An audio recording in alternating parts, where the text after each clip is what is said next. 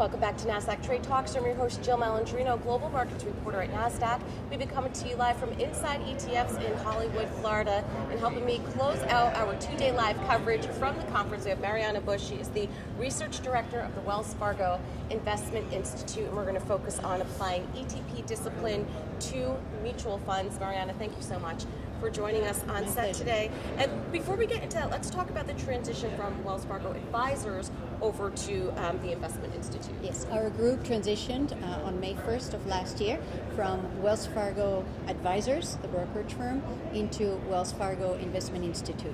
All right, so now what does that mean in terms of your coverage? Because now you also cover passive mutual funds. Correct. A few things, we basically do the same thing, but a few things changed. One of them is that we now also cover passively managed mutual funds.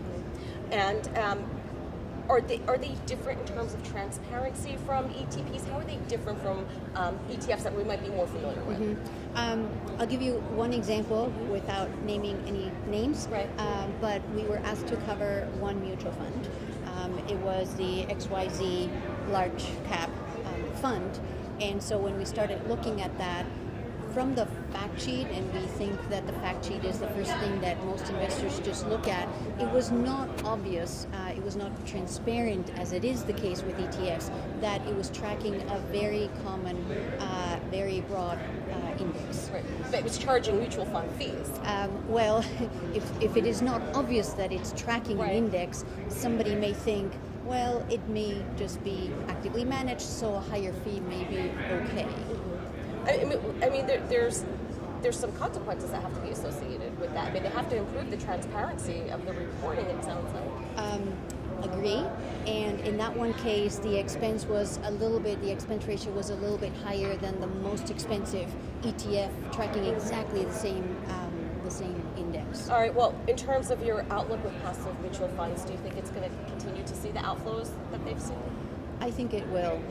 The cutthroat competition of ETFs is going to spill over, and well, not spill over, but continue to have the same effect that we've seen over the past few years over mutual funds. Is it because you're getting relatively the same or better performance, but so much less expensive? And when you start, piling on shares, if you're a manager, that makes a difference after time.